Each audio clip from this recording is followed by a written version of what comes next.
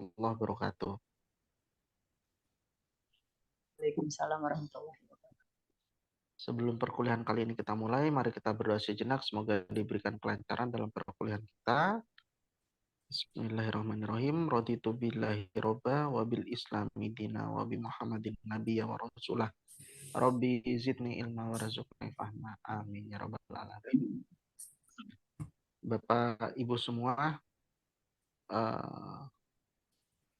peran pendidikan yang ada di Indonesia itu memang tidak bisa lepas dari para tokoh-tokoh lokal. Nilai-nilai budi luhur, kearifan lokal yang ada di Nusantara ditambah dengan bahan bacaan beliau yang luar biasa pada masa itu menghasilkan pola-pola pendidikan yang beragam.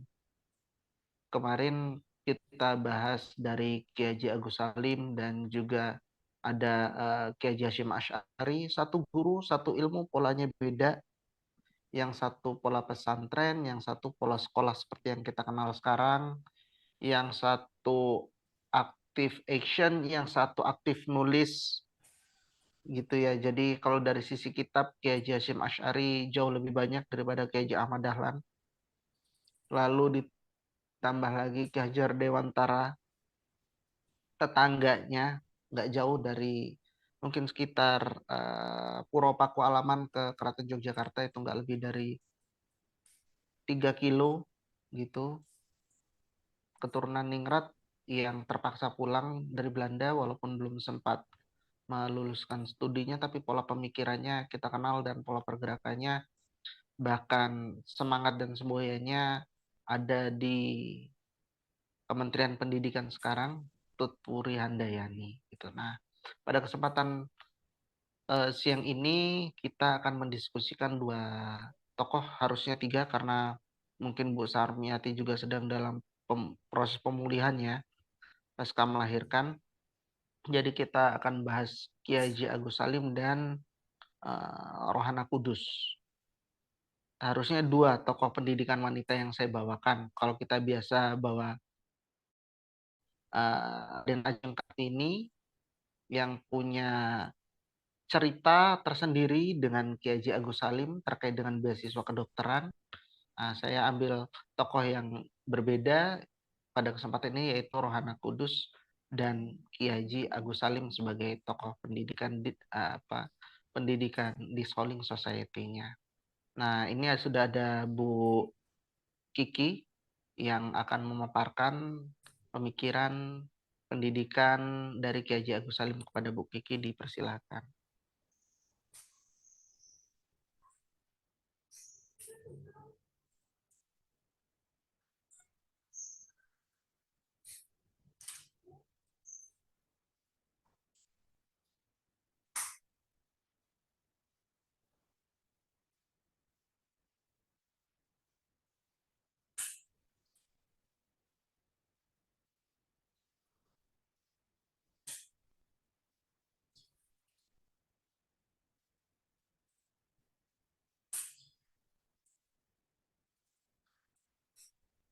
Bismillahirrahmanirrahim. Assalamualaikum warahmatullahi wabarakatuh.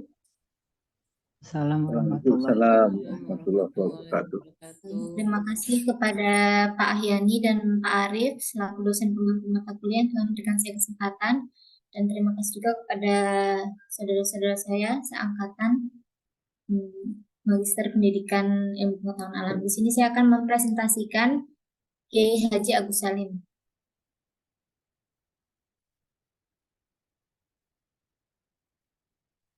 Pendidikan merupakan salah satu kebutuhan pokok dalam kehidupan manusia yang berpikir bagaimana menjalani kehidupan dunia ini dalam rangka mempertahankan hidup. Dengan kata lain, pendidikan itu sangat penting bagi manusia. Pentingnya pendidikan ini telah diteliti oleh beberapa tokoh dan para pemikir tentang pendidikan. Sebagai generasi penerus, kita perlu mengetahui sejarah mengenai tokoh pendidikan tersebut. Begitu banyak ide yang telah mereka gagaskan untuk mengungkapkan pentingnya pendidikan dalam kehidupan. Tokoh-tokoh tersebut tidak hanya dari dari dalam negeri saja, namun juga ada tokoh-tokoh dari luar negeri. Negara Indonesia merupakan negara yang berkembang, begitu juga pendidikannya. Jadi kita harus tahu bagaimana pengaruh tokoh pendidikan terhadap pengembangan pendidikan yang ada di Indonesia, menurut Irawan dan Rizky tahun 2022. Biografi Kiai Haji Agus Salim. Haji Agus Salim lahir pada tanggal 8 Oktober 1884 di Kuto Gadang, Kabupaten Agam, Bukit Tinggi. Beliau dilahirkan dari pasangan Sultan Muhammad Salim dan Siti Zainab. Beliau juga memiliki nama kecil yaitu Masyhudul Haq. Nama itu diambil dari seorang tokoh utama dalam buku bacaan yang pernah dibaca oleh ayahnya. Beliau pada akhirnya dikenal dengan nama Agus Salim karena nama tersebut berasal dari pengasuhnya yang selalu memanggilnya dengan nama tersebut. Ketika Masyhudul Haq masih kecil, ia diasuh oleh seorang pembantu asal Jawa. Sebagaimana diketahui, seorang pembantu dari Jawa mempunyai kebiasaan untuk memanggil momongannya dengan anak majikannya dengan sebutan Den Bagus atau secara pendek Gus. Panggilan kesayangan yang mengandung unsur menghormati ini tanpa terasa diikuti oleh keluarga dan kemudian ditiru pula oleh kalangan lebih luas di lingkungan teman sekolah dan gurunya. Peran Kiai Agus Salim dalam pendidikan di Indonesia. Agus Salim diketahui giat mempelajari buku-buku Jamaluddin Al-Afghani tentang pan-Islamisme. Beliau juga membaca karya-karya Muhammad Abduh, pujangga Muslim yang menginginkan reformasi dan modernisasi dalam agama Islam. Hasilnya, Agus Salim memiliki pandangan bahwa keadaan pendidikan Islam di Indonesia sangat memprihatinkan. Agus Salim merasa perlu adanya suatu pembaharuan agar pendidikan di Indonesia tidak ketinggalan zaman.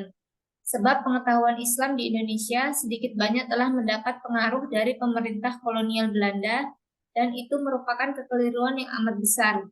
Tekad itulah yang membuat Agus Salim memilih terjun ke bidang dakwah dan berkeinginan kuat membawa Islam ke arah kemajuan. Bukan berarti Agus Salim mengharamkan pendidikan formal, sama sekali tidak. Ia sendiri menapaki jenjang sekolah dari dasar hingga menjadi salah satu orang paling jenius yang pernah dimiliki oleh bangsa Indonesia. Setelah lulus sekolah, ia melamar untuk mendapatkan beasiswa sekolah kedokteran di Belanda yang sangat diminatinya. Namun harapannya kandas karena ia seorang pribumi bukan Sinyo apalagi berdarah Eropa murni. Jawaban dari pihak berwenang yang diperolehnya berbunyi, tak ada beasiswa untuk inlander. Pengalaman pahit itulah yang barangkali membuat Agus Salim merasakan trauma yang amat sangat dengan sekolah Belanda. Ia menganggap pendidikan kolonial bentukan Belanda sebagai jalan berlumpur, sehingga ia tidak mau anak-anaknya ikut berkubang di dalamnya seperti yang dulu pernah dirasakannya. Peninggalan Kiai Haji Agus Salim dalam bidang pendidikan. Salah satu pemikir dan politik di masa pergerakan, Agus Salim memiliki salah satu bakat yang digunakan untuk media penyebar luasan nasionalisme kepada masyarakat pribumi yang lainnya. Terlebih ketika sudah masuk dalam pergerakan nasional dan menjadi pemimpin, Agus Salim semakin gencar menyampaikan berbagai gagasan-gagasannya itu melalui tulisan, di mana tulisan-tulisannya tersebut telah mampu menarik minat masyarakat Indonesia. Karangan dan buah karyanya tidak hanya tersebar di berbagai surat kabar dan majalah, tetapi banyak pula hasil karya Haji Agus Salim yang berbentuk buku atau risalah. Dan tidak hanya menulis tentang ia tidak hanya menulis tentang isu-isu politik dan agama, tetapi juga soal filsafat, sejarah, hukum, astronomi, pendidikan, sosial, dan ekonomi. Peninggalan Kiai Haji Agus Salim tercermin dalam beberapa aspek baik secara langsung maupun melalui nilai-nilai dan pemikiran yang ia wariskan kepada masyarakat. Yang pertama yaitu pendidikan Islam dan pesantren. Kiai Haji Agus Salim memberikan dukungan kuat terhadap pengembangan pendidikan Islam di Indonesia. Ia memandang pesantren sebagai lembaga pendidikan yang penting untuk memahamkan nilai-nilai Islam dan memberikan pendidikan agama yang kokoh kepada generasi muda. Peninggalan ini tercermin dalam upaya untuk memperkuat peran pesantren sebagai pusat pembelajaran Islam. Yang kedua, pemikiran kritis dan kebebasan berpikir. Kiai Haji Agus Salim mendorong pemikiran kritis dan kebebasan berpikir di kalangan masyarakat Muslim. Peninggalan ini tercermin dalam dorongan untuk mencari pengetahuan dan memahami Islam dengan cara yang lebih kontekstual dan progresif. Yang ketiga, kontribusi politik terhadap pendidikan. Melalui perannya sebagai politikus dan diplomat, Kiai Haji Agus Salim ikut mempengaruhi kebijakan pendidikan di Indonesia. Terlibat dalam konferensi Meja Bundar atau KMB, Kiai Haji Agus Salim turut berperan dalam pembentukan dasar-dasar negara Indonesia yang juga mencakup aspek pendidikan. Yang keempat, inspirasi untuk generasi selanjutnya.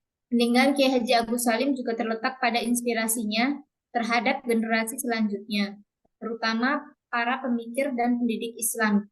Nilai-nilai seperti keadilan, kebebasan, dan toleransi yang ditanamkannya melalui pemikiran dan tindakannya masih menjadi sumber inspirasi dalam pembangunan pendidikan di Indonesia. Meskipun Kiai Haji Agus Salim tidak secara langsung mendirikan institusi pendidikan formal, warisan intelektual dan nilai-nilai yang ia anut berkontribusi pada perkembangan pendidikan Islam dan pemikiran kritis Indonesia. Peninggalan tersebut masih terus mempengaruhi pandangan dan praktik pendidikan di negara ini hingga saat ini. Terima kasih.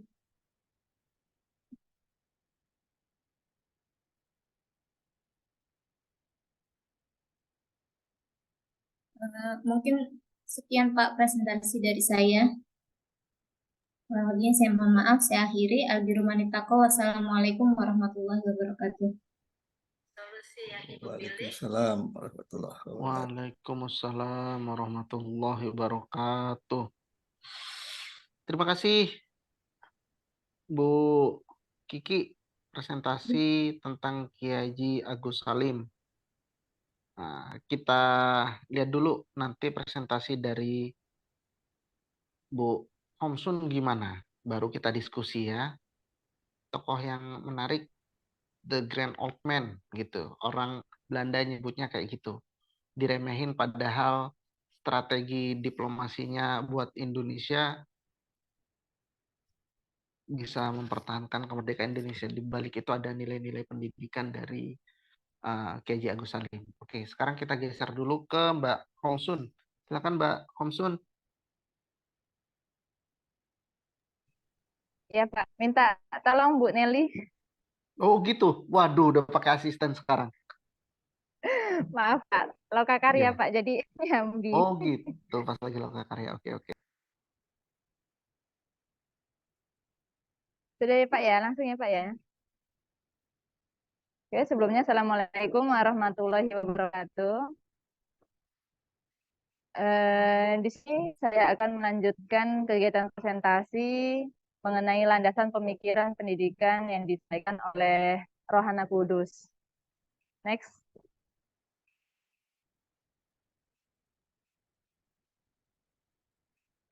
Jadi untuk latar belakang dari Rohana Kudus itu bahwa di Minangkabau perempuan yang berada dalam ranah marginal atau istilahnya bagian terbawah itu ya. Kemudian karena kan konstruksi budaya sehingga perempuan itu dipetakan atau dipolakan sebagai kaum yang ranahnya sangat apa ya di sini sentral dalam hal diberatkan dengan sumur, dapur, dan kasur. Kemudian dalam pemberdayaan perempuan sebelumnya juga belum merata. Kemudian terkait pemberdayaan ini, dalam hal pendidikan, berada dalam latar belakang bahwa perempuan itu dominan disebabkan oleh rendahnya pendidikan yang dimiliki oleh kaum perempuan tersebut. Jadi dalam perspektif ini, masyarakat menganggapnya dalam konstruksi gender ataupun pendidikan bagi perempuan itu merupakan hal yang keterbatasan karena mengingat pekerjaan perempuan itu sudah jelas bahwa sebagai pelayan rumah tangga. Next. Adapun rumusan masalahnya di sini saya menuliskan bahwa bagaimana landasan pemikiran yang disampaikan oleh Rohana Kudus terkait pendidikan di Indonesia, kemudian bagaimana gerakannya, serta nantinya apa bentuk peninggalan atau legasi dari Rohana Kudus terkait pendidikan di Indonesia. Next aja, Bu. Kemudian untuk tujuan penulisannya jelas ya di sini nanti kita akan mengetahui bagaimana landasan pemikiran, kemudian gerakan, serta nantinya peninggalan atau legasi yang disampaikan oleh Rohana Kudus terhadap pendidikan di Indonesia. Nah, untuk landasan pemikiran di sini bahwa Rohana Kudus itu nama kecilnya yaitu Siti Rohana, lahir pada tanggal 20 Desember tahun 1884, yang merupakan anak dari pasangan Muhammad Rasad Maharajasa Sultan dengan Kiam. Kemudian ternyata Rohana Kudus ini merupakan saudara sebapak dengan Sultan Sahir. Kemudian di sini Rohana Kudus itu tinggal di lingkungan yang sangat bersahabat dalam mendukungnya untuk memajukan lingkungan serta dunia pendidikan. Kemudian Rohana Kudus dalam lingkungannya menganggap bahwa menyekolahkan anak perempuan itu merupakan hal yang sia-sia. Selanjutnya,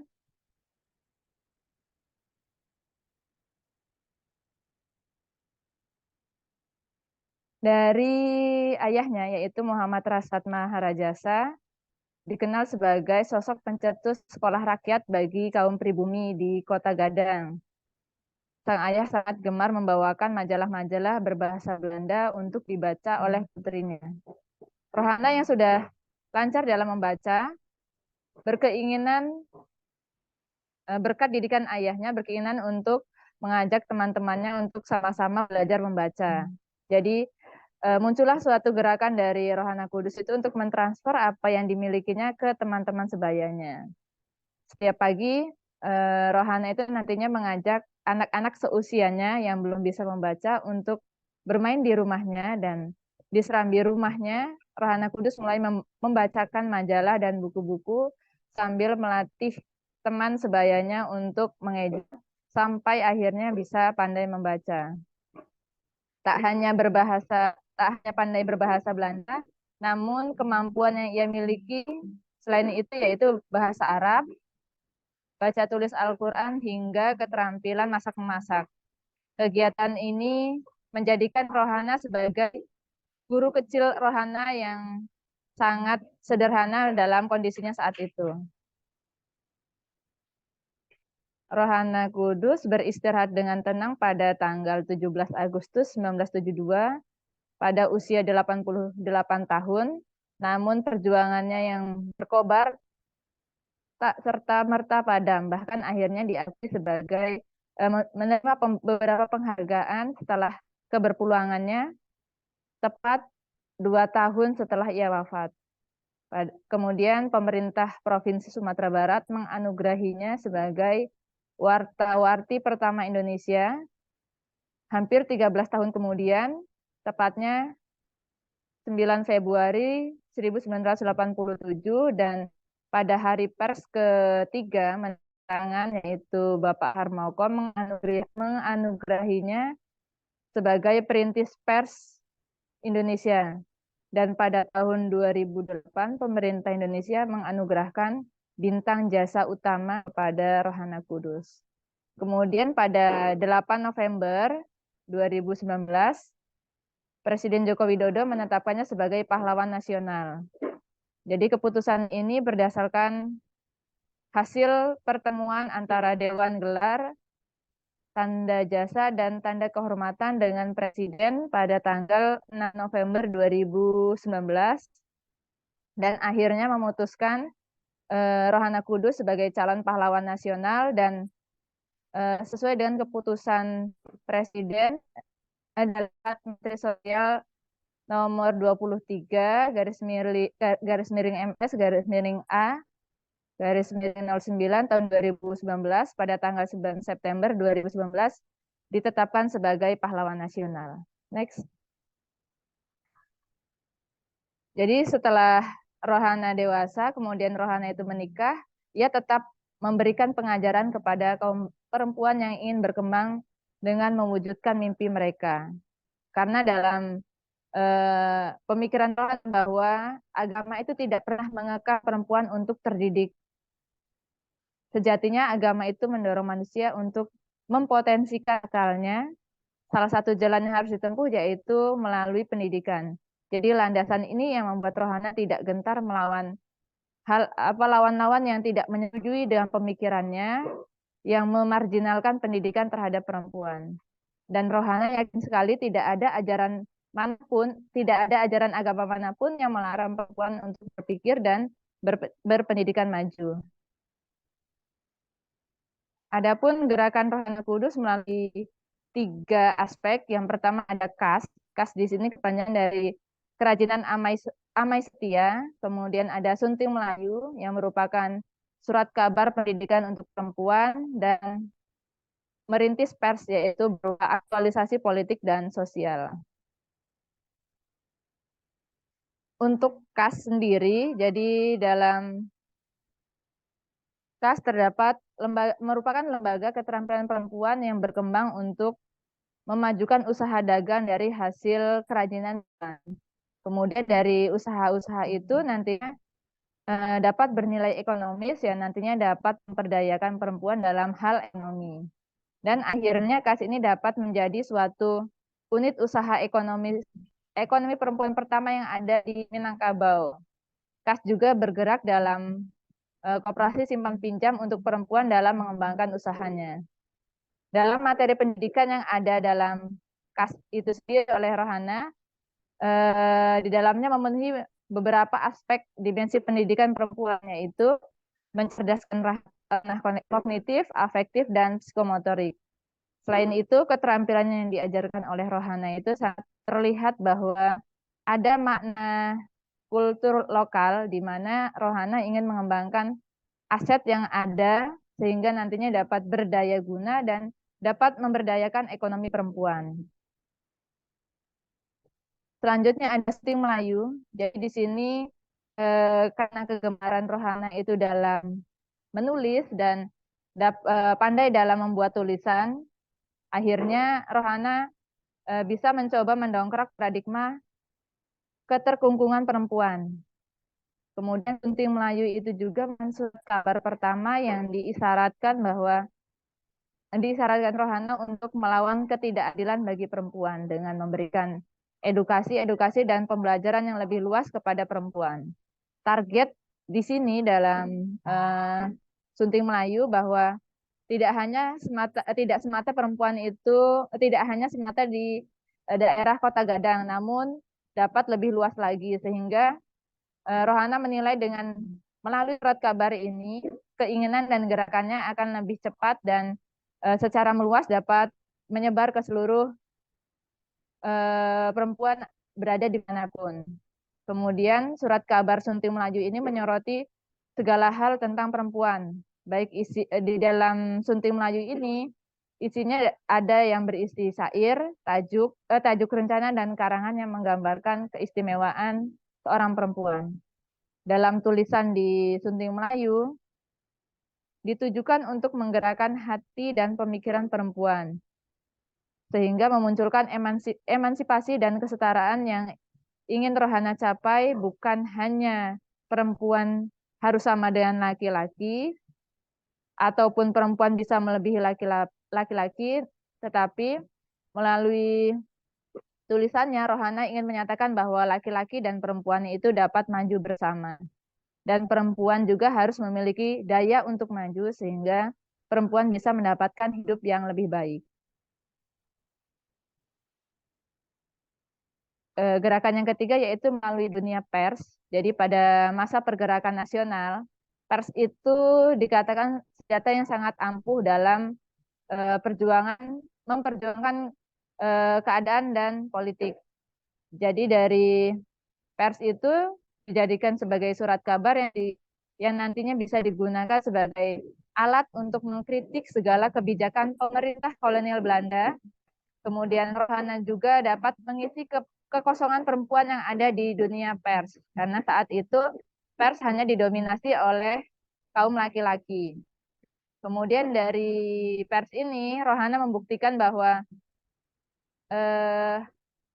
diri tentang kesanggupannya dalam bidang pers yang belum terjamah oleh kaum perempuan ketika itu. Kemudian persurat kabaran ini tidak hanya menjadi kaum laki-laki, tetapi juga menjadi dunia dari kaum perempuan. Dengan keberanian Rohana ini dapat memformulasikan perjuangan dan pergerakan dalam suasana yang sulit direkayasa. Jadi di sini kerja pers itu sangat penting yang dilakukan oleh Rohana, di mana dunia itu masih terkepung dalam pembagian kerja secara seksual. Maksudnya di sini ada kaum laki-laki dan kaum perempuan, sehingga Rohana mencoba untuk mendobrak dengan kemampuan yang dimilikinya, sehingga nantinya Rohana menjadikan pers ini sebagai komunitas pers di mana di tengah dominasi kaum laki-laki. Peninggalan dan legasinya yaitu yang pertama ada Sekolah Kerajinan Amai Setia yang didirikan tahun 1911. Jadi Rohana mendirikan sekolah perempuan ini yang awalnya sebagai hanya digunakan untuk baca tulis, berhitung, pendidikan akhlak, pendidikan rumah tangga, kemudian pendidikan dalam keterampilan seperti jahit menjahit, sulam menyulam, dan gunting menggunting. Selanjutnya pada tahun 1916 Rohana juga mendirikan Rohana School, di mana digagas dalam sekolah ini dalam rangka melawan orang-orang yang tidak menginginkan sekolah kerajinan Amai Setia berkembang. Awalnya didirikan sekolah Amai Setia, namun ada beberapa pihak yang tidak, mungkin dalam hal tanda kutip gitu ya, tidak suka. Akhirnya Rohana Kudus mendirikan lagi sekolah yang lain, yaitu sekolah Rohana School, sehingga nantinya bisa sama-sama mengembangkan apa yang sudah dicetuskan oleh Rohana Kudus. Kemudian peninggalan yang ketiga yaitu Surat Kabar Sunting Melayu. Jadi pada tahun 1911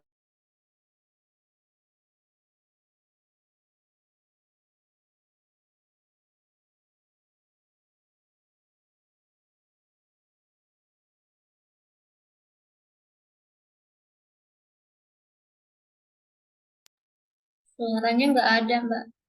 Iya, suaranya hilang.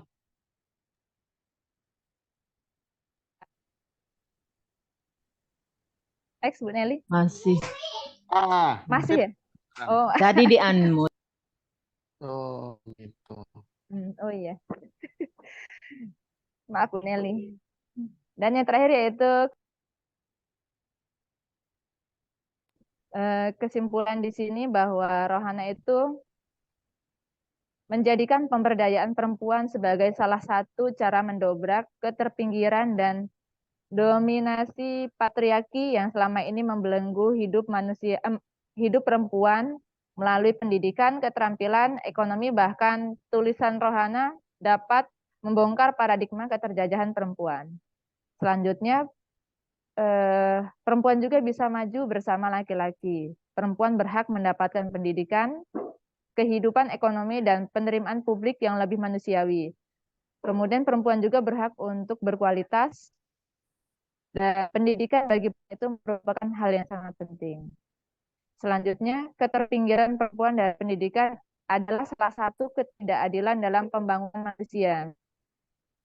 Ketidakadilan dalam pendidikan itu hanya memperkuat konstruksi budaya bahwa wilayah dalam ranah domestik, kemudian kondisi ketidakadilan yang diterima perempuan itu akhirnya didobrak oleh Rohana Kudus. Rohana Kudus tidak membiarkan perempuan terkubur dan dalam nina bobo dan rayuan-rayuan konstruksi budaya yang tidak adil itu. Jadi kalau selama ini kita kenal ada Raden Ajeng Kartini, di sini ternyata ada juga pejuang emansipasi wanita yaitu Ibu Rohana Kudus. Kemudian di sini ada saran.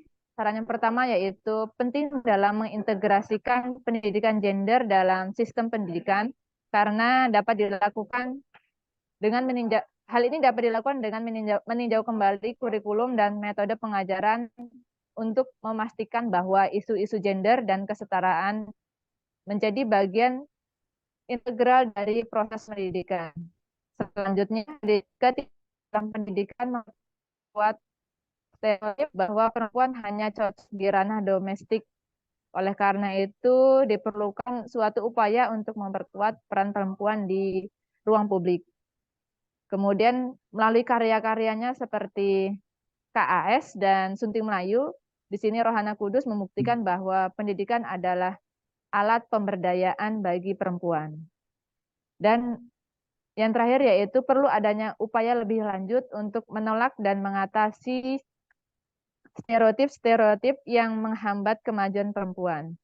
Media, lembaga pendidikan, dan masyarakat perlu berperan aktif dalam menyuarakan penolakan terhadap pandangan-pandangan yang nantinya dapat merendahkan kaum perempuan. Cukup sekian presentasi dari saya. Wassalamualaikum warahmatullahi wabarakatuh. Terima kasih Bu Waalaikumsalam Nelly. warahmatullahi wabarakatuh. Oke, balik lagi ke ruang ininya. Luar biasa perjuangannya Bu Homsun menyempatkan untuk mempresentasikan hasil kajiannya terkait dengan Rohana Kudus. Orang yang juga pernah jadi doktor honoris causa pertama di Indonesia. Luar biasa. Anggota parlemen wanita. Di awal-awal kita punya parlemen dengan nama Dewan Konstituante, salah satunya ada Rohana Kudus. Yang sejaman dengan Sultan Syahrir, tokoh pergerakan kemerdekaan Indonesia juga. Ya. Mungkin dari sini kita bisa lanjut ke sesi diskusi, Bapak Ibu sekalian. Mungkin ada yang ingin ditanyakan, kita diskusikan. Monggo.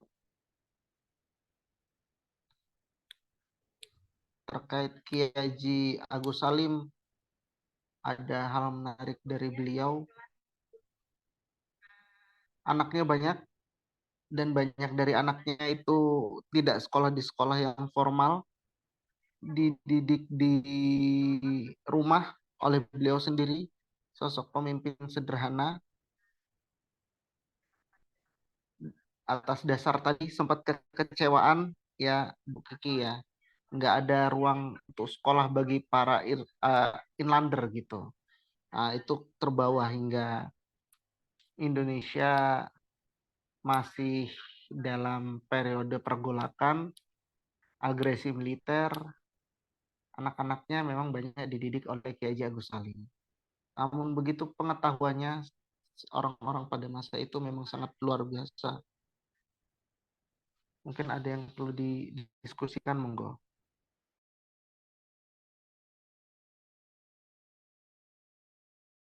Sedikit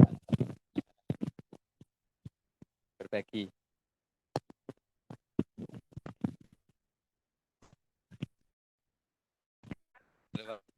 Silakan. Ya. Tadi dari pemaparan dari Mbak Kiki sudah diutarakan untuk Bapak Kiai Haji Agus Salim ya tadi ya. Memang penjajah di muka bumi ini di Indonesia itu 3,5 abad itu bukan waktu yang sangat sebentar, bukan waktu yang sebentar, sehingga menimbulkan pengaruh yang sangat pengaruh pada masyarakat Indonesia. Di situ pola pikirnya itu banyak yang mengalami kekerdilan. Dalam hal ini sampai sekarang pun kalau di kampung saya itu kalau anak mau sekolah itu banyak yang dikerdilkan, banyak dipatahkan. Artinya mereka mau sekolah itu merasa tidak mampu, baik dari segi finansial atau dari segi pemikiran begitu. Itu ya dari segi pemikiran Bapak Kiai Haji Agus Salim. Terus yang kedua untuk pemikiran dari Ibu Rohana Kudus itu tentang emansipasi wanita gitu ya. Emansipasi wanita yang didobrak oleh Ibu Rohana Kudus. Itu sangat bagus sekali, tetapi bagaimana sih batasan-batasan daripada emansipasi wanita menurut Rohana Kudus? Apakah tidak terbatas ataukah memang disejajarkan posisinya sebagai manusia antara laki-laki dan perempuan? Karena di zaman sekarang ini di DPR RI aja ya, di DPR RI itu juga sudah mulai disejajarkan, tetapi untuk kursinya, untuk kursi jabatannya itu masih dibatasi, yaitu sekitar 30%. Mungkin ini sebagai pokok bahasan yang dapat kita bicarakan pada kesempatan kali ini. Mohon pencerahan daripada Bapak dan rekan-rekan sekalian. Terima kasih.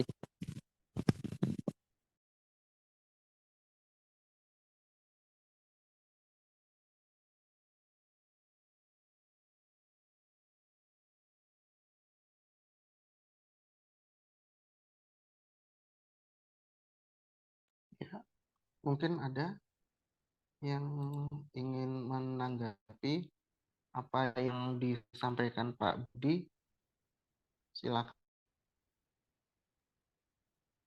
Ya, izin menanggapi ya Pak ya. Balik lah, langsung. Dan keuangannya komunikasi sendiri. Oh, iya. Oke. Cocok. Terima kasih. Tapi udah disampaikan ke itu, ke ini, Mbak Piato itu belum? Silakan Mbak Osun. Mbak Osun. Iya Pak. Ya. Izin menanggapi dari pernyataan Pak Budi bahwa di situ menanyakan bahwa bahasan dari pergerakan perempuan terhadap apa ya, bagaimana batasannya begitulah ya. Jadi beberapa kajian dan artikel yang saya gunakan penyusunan materi itu menunjukkan bahwa anak tidak ingin itu harus melebihi laki-laki ataupun dalam hal apapun, tapi di sini Rohana ingin mencoba bahwa dengan bersama-sama kita akan maju bersama, hebat semua gitulah istilahnya dalam Rohana itu. Jadi Rohana kan angkat bagaimana penilaian masyarakat perempuan itu bahwa perempuan itu identik apa ya, dalam rumah tangga. Jadi di sini Rohana ingin lebih memberdayakan perempuan sehingga nantinya dalam proses pemberdayaan ini bisa dalam perkembangannya dapat menunjukkan dari dunia perempuan, dan perempuan itu tidak hanya terikat dari hal-hal domestik ya, seperti hal mengurus rumah tangga, tapi di sini perempuan dapat berdaya dengan tidak ingin melihat terasa lebih hebat ataupun melebihi dari kaum laki-laki. Namun di sini Rohana ingin apa ya, bersama-sama dalam memakan gerakannya baik dalam dunia politik ataupun pendidikan, sehingga dengan bersama-sama dapat memajukan hal-hal yang nantinya ingin dicapai. Mungkin itu yang dapat saya sampaikan, nanti bisa dilengkapi oleh Pak ataupun Pak. Terima kasih. Ataupun teman yang lain bisa melengkapi lagi. Ya, memang apa, wanita distigmakan harus apa tadi Bu fungsinya, sumur, kasur, Dapur, kasur. dapur, ya kan, 3 ur. Ya. Itu kan pembawaan dari budaya. Kalau kita lihat itu kan produk budaya ya sebenarnya ya. Iya. Tapi memang ada kodrat yang tidak bisa dihindari oleh wanita pastinya. Melahirkan, menyusui, itu adalah kodrat yang tidak bisa dihindari oleh wanita. Dan hal itu yang tidak bisa dilakukan oleh laki-laki. Iya, secara pendidikan memang harusnya semua punya kesetaraan untuk mendapatkan pendidikan, dan itu yang diupayakan oleh Rohana Kudus, mendirikan seperti mungkin kalau di Muhammadiyah itu ada Nyai Ahmad Dahlan, ya. Nyai Dahlan juga dasarnya itu untuk memberi pendidikan ke para wanita, istri-istri, anak-anak perempuan dari jamaah Muhammadiyah pada waktu itu, warga persyarikatan waktu itu. Kan penting hal itu untuk diketahui bahwa dari sisi pendidikan tidak ada batasan. Segi karir harusnya nggak ada batasan juga. Tapi yang pasti memang ada kodrat alamnya wanita yang tidak bisa dihindari seperti itu tadi ya. Gitu. Tapi kalau kita lihat sekarang prestasi-prestasi justru banyak perempuan itu yang mendominasi. Khususnya kalau dari sisi sekolah ya. Di sekolah-sekolah itu banyak yang ranking itu perempuan daripada yang laki-lakinya. Mungkin di kelas awal memang proses pembentukan kematangan berpikir itu lebih dulu perempuan daripada laki-laki. Tapi ketika sudah dalam fase SMA, kuliah mungkin masih banyak di baru kematangan berpikir laki-laki mulai bisa mengimbangi yang perempuan. Tapi di dunia kerja karena keterbatasan itu, tuntutan itu, maka memang banyak perusahaan-perusahaan lebih senang mempekerjakan laki-laki. Kan nggak akan ada cuti melahirkan, cuti menyusui, kan nggak ada. Bapak-bapak izin cuti melahirkan menyusui untuk di beberapa BUMN memang ada yang fasilitasi untuk suaminya mendampingi istrinya, seperti itu memang ada. Tapi kan hakikatnya nggak akan ada cuti melahirkan dan menyusui untuk laki-laki gitu ya. Mungkin Pak Yani atau rekan-rekan lain bisa menambah. Oke, saya menambahkan sedikit ya. Assalamualaikum warahmatullahi wabarakatuh. Waalaikumsalam warahmatullahi Ya. wabarakatuh. Baik, saya menyimak tentang tokoh-tokoh pergerakan wanita kita memang hampir senada ya. Ada gerakan emansipasi yang kuat ya. Nanti di Dewi Sartika juga sama. Kartini ya sama. Jadi Rohana Kudus juga sama. Nanti ya di tempat lain juga ada beberapa. Jadi ada dominasi laki-laki itu yang sangat kuat. Karena memang konstruk budaya seperti itu ya dari dulu ya, konstruk budaya. Dan dalam Islam konstruk seperti itu juga tidak bisa dipungkiri ya, karena misalnya yang kerja-kerja untuk berperang, mencari nafkah, banyak keluar rumah dulu zaman Nabi juga kan perempuan ya. Hanya memang waktu itu kan pendidikan perempuan belum semaju sekarang gitu. Tapi ginilah, yang penting itu oke, nggak masalah bagi kami. Bagus malah ya Pak Arif ya. Karena Iya. ada pepatah mendidik wanita satu itu sama dengan mendidik manusia 100. Mendidik wanita satu itu sebenarnya mendidik manusia 100. Tapi kalau mendidik satu orang pria, ya mendidik satu orang. Iya. Jadi mendidik wanita satu itu sebenarnya mendidik manusia 100. Artinya kalau wanitanya pintar gitu, sangat potensial anak-anaknya juga nanti pintar. Jadi sekolah itu, artis pun seperti semacam Dian Sastro itu sadar. Kalau saya pintar itu bukan karena untuk saya itu, agar nanti bisa mendidik anak-anak saya dengan pintar. Itu bagus lah Mas Kakak. Jadi yang perlu di filosofi, filosofis itu barangkali gerakan seperti itu kesadaran substansial atau proporsional gitu ya. Jadi kalau kita itu masih kesulitan terus terang di Indonesia itu mencari titik keseimbangan yang ideal ya antara peran publik dan peran domestik perempuan. Kita masih kesulitan. Formatnya seperti apa gitu loh. Diserahkan kepada rumah tangga masing-masing, coba aja. Formatnya itu seperti apa gitu. Ya, tapi itu apa namanya proporsionalnya seperti apa idealnya itu belum ketemu. Yang penting selalu ada apa ya kesadaran, ya ini kesadaran substansial. Ada kesadaran substansial dari perempuan itu. Karena Kartini sendiri mengatakan begitu.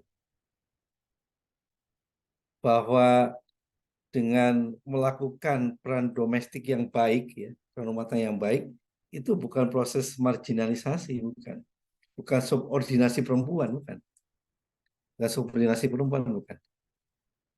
Karena dengan peran publik yang baik, domestik yang baik, dia sebenarnya sedang mendidik generasi muda yang baik juga, ya. Ya semualah mendukung suami dan lain-lain. Yang penting itu ada kesadaran substansial dan secara proporsional tadi belum ada pembagian yang baku, diserahkan kepada rumah tangga masing-masing dengan kebutuhan. Yang lebih dari itu tidak ada penindasan itu aja. Itu yang penting ya. Tidak ada penindasan. Tidak ada yang merasa dizolimi, itu aja lah. Ya.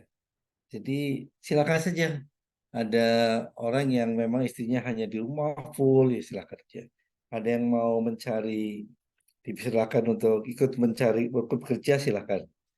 Itu kan proporsionalitas dari rumah tangga masing-masing gitu.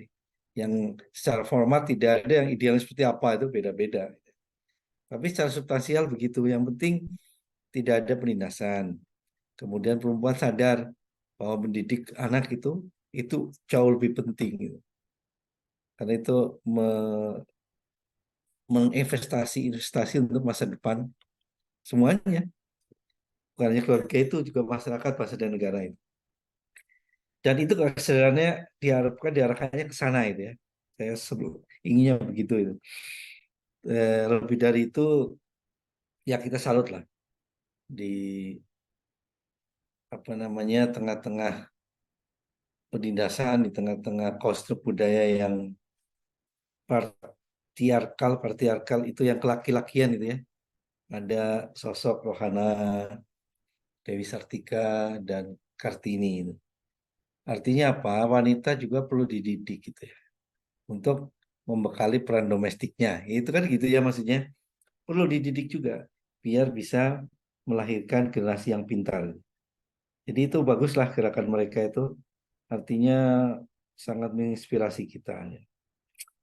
Itu untuk Pak Ano ya, untuk Pak Budi ya. Kemudian secara umum ya, saya memberikan masukan dulu nggak apa-apa Arif ya. Saya juga mau ada perlu. Nanti dilanjutkan yang lain silakan, tidak juga beralih yang lain silakan. Tugas yang lain. Agus Salim. Itu tokoh pria satu-satunya nih hari ini. Agus Salim. Ini memang orang istimewa Agus Salim itu. Orangnya kecil tapi sangat istimewa. 5 atau 6 bahasa itu dikuasai Agus Salim itu. Makanya dia mendidik anak-anaknya dengan bahasa-bahasa asing ketika masih kecil. Karena memang dia penguasaan bahasa asingnya sangat banyak. Saya juga heran kapan belajarnya itu, di mana itu. Kalau seperti sekarang kan wajar ya, Pak Arif itu bahasa Inggris gitu. Karena banyak medianya di mana-mana untuk belajar itu. Tapi dia kok bisa itu loh. Makanya saya kagum dengan dia. Ada beberapa lagi yang pintar itu bahasa Inggris. Waktu itu tokoh kita. Bahasa asing itu. Sampai beberapa itu. Bukan hanya Agus Salim. Tapi Agus Salim salah satunya. Terkait dengan pendidikannya. Karena Agus Salim lebih dikenal sebagai tokoh politik sih. Dengan politik tidak akan saya bahas ya. Maknanya udah sangat nyata. Saya ada buku kecil Agus Salim, itu buku saku itu udah lengkap menggambarkan kiprah dia di politik. Agus Salim itu sebenarnya pernah daftar di Pergerakan Muhammadiyah itu. Tapi karena aturannya waktu itu dalam partainya itu harus memilih, ya, sehingga dia milih ke Sarekat Dagang Islam atau SI, Sarekat Islam. Dia keluar dari Muhammadiyah karena itu ada aturan seperti itu. Tapi jiwanya orientasinya ke Muhammadiyah karena orang Sumatera Barat juga. Barangkali Agus Salim dalam pendidikan itu boleh dikatakan sebagai yang mengawali, ya, bukan paling awal, tapi termasuk yang mengawali adanya homeschooling, ya, mungkin. Kalau kita mau tarik gitu benang merahnya, seperti Pak Arief tadi juga singgung gitu, homeschooling itu sudah bukan asing, ya. Ternyata Agus Salim juga sudah melakukan itu karena dia memang jarang guru pintar lah waktu itu, yang didik oleh dia sendiri, anak-anaknya yang banyak itu, dan berhasil, ya. Dan dalam mendidiknya juga Agus Salim ini bagus. Jadi misalnya pertama bagaimana menumbuhkan rasa ingin tahu pada siswa dan daya kritis anaknya. Anaknya itu harus ditumbuhkan rasa ingin tahu dan daya kritisnya dulu, agar dia nanti sebagai bekal untuk menguasai ilmu pengetahuan. Kan modalnya itu, ya, ingin tahu, daya kritis adalah. Kalau itu sudah menjadi bagian hidupnya, dia akan mudah menguasai apapun. Rasa ingin tahu dan daya kritis itu yang dia tanamkan ke anak-anaknya. Selain bahasa, calistung, ya, kemudian agama juga. Ya jelas agama, ya. Ya orang Sumatera Barat, kultur keagamanya kuat. Itu yang ditekankan oleh Agus Salim, termasuk pelajaran demokratis. Jadi anak-anaknya itu disuruh kritis, boleh nanya apa saja, dan tidak pernah dimarah, nanya apapun. Itu yang nanti anaknya jadi tumbuh bagus, ya. Karena kekritisannya tidak dihambat, tapi difasilitasi oleh Agus Salim. Barangkali itu kalau Agus Salim dalam poin-poin pendidikannya, karena dia tidak punya legacy yang by design untuk pendidikan, tidak. Tapi dia termasuk pelaku pendidikan. Dalam mendidiknya itu khas seperti itu, ya. Yaitu yang kemudian banyak yang meniru juga, ya.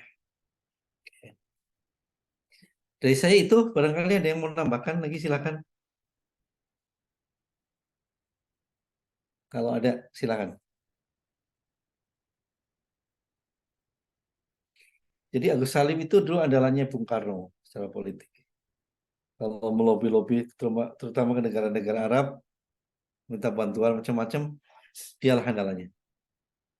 Karena memang dari segi bahasa, ia terus dipercaya juga di negara-negara Arab. Agus Salim ini.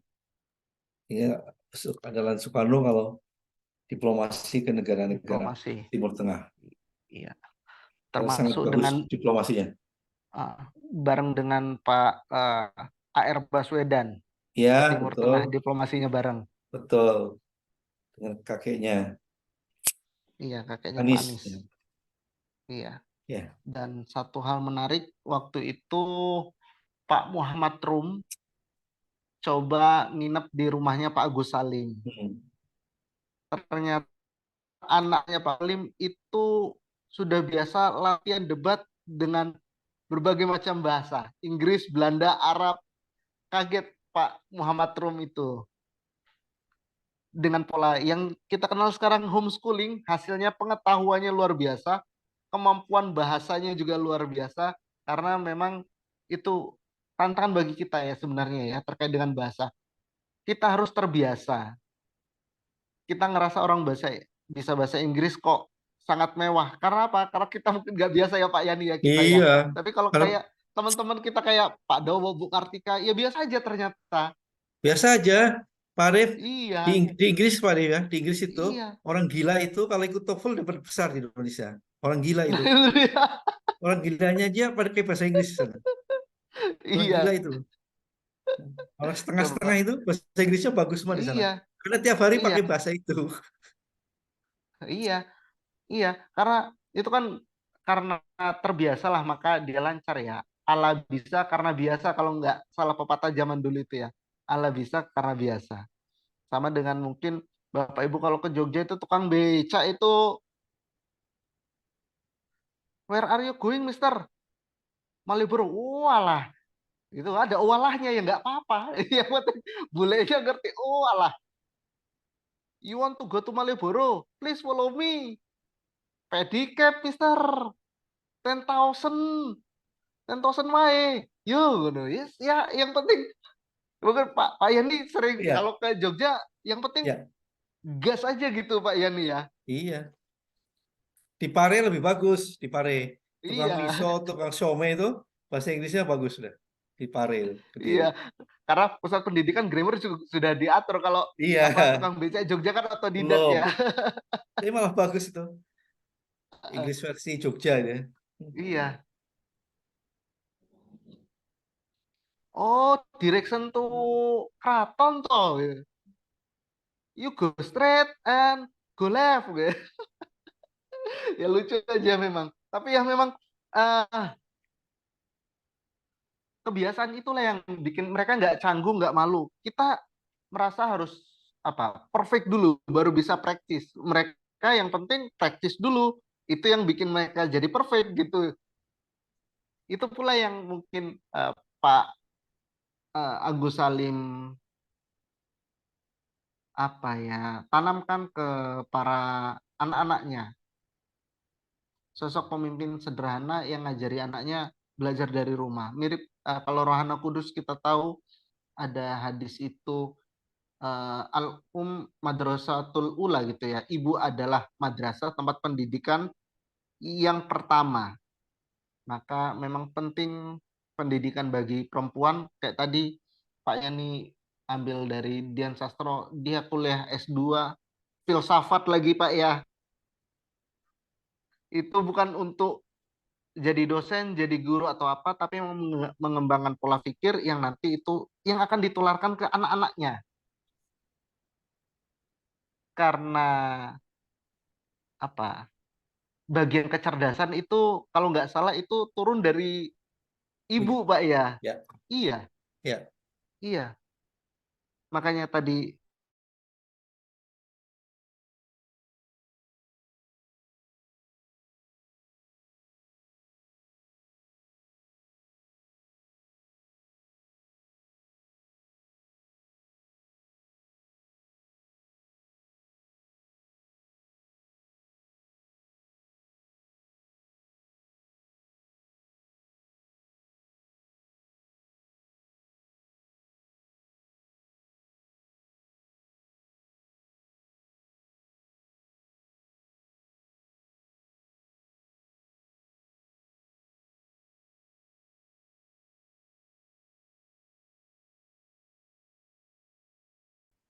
Eh,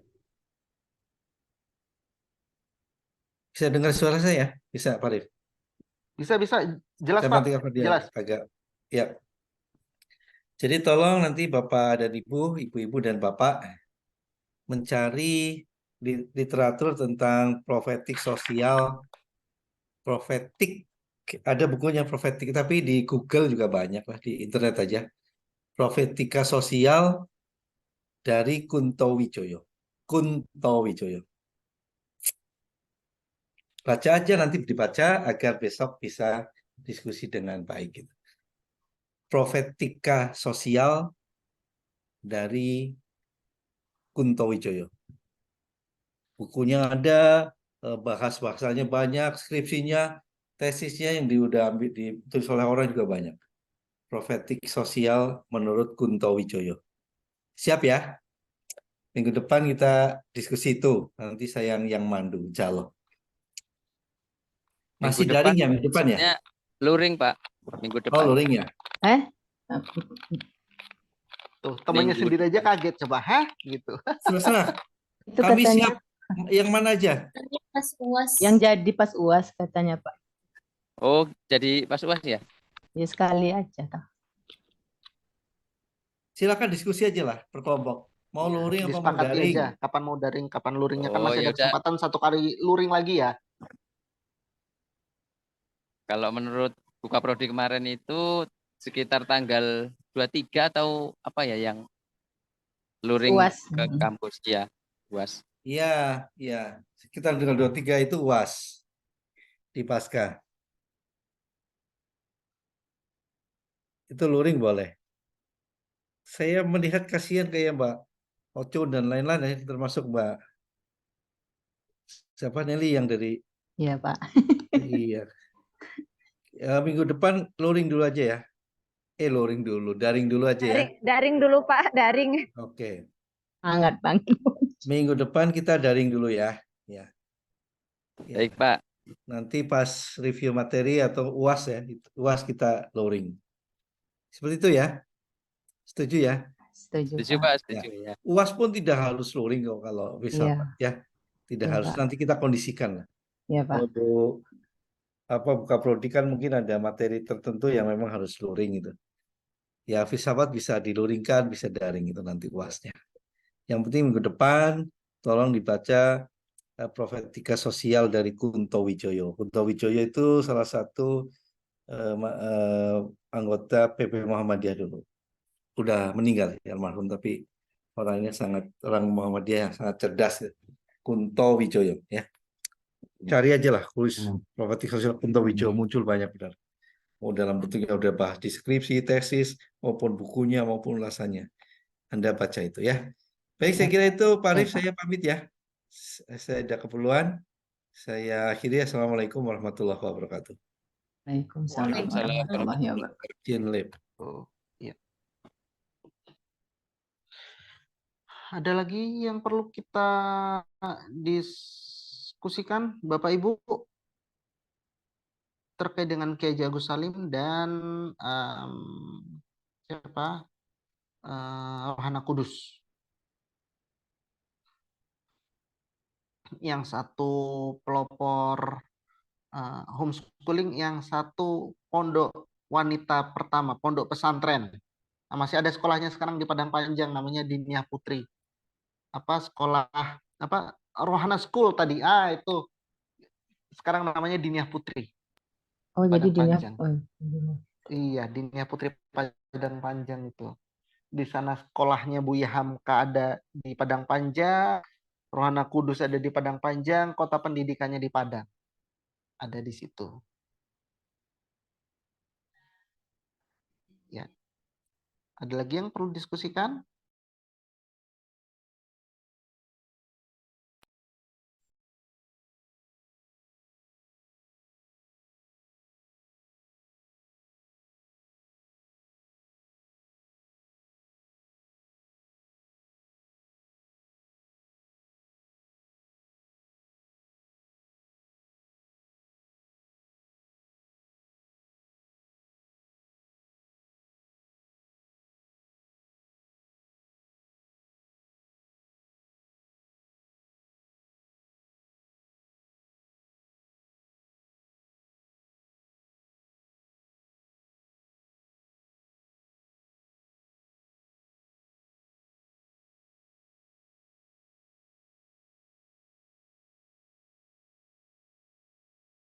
Ya, kalau memang sudah tidak ada lagi yang perlu kita diskusikan, ya perkuliahan kita cukupkan sekian. Ya Bapak Pak. Ibu ya. Mungkin besok ya beberapa dosen ada yang ikut agenda di pimpinan daerah Muhammadiyah dalam rangka milad 111 tahun Muhammadiyah. Gitu. Nanti kita coba, atau untuk yang terkait dengan kuliah kita di AIK, kemarin ada beberapa masukan terkait dengan materi-materi awal itu yang akhirnya kita bahas apa Bu Kiki ya yang bahas tentang daun itu ya.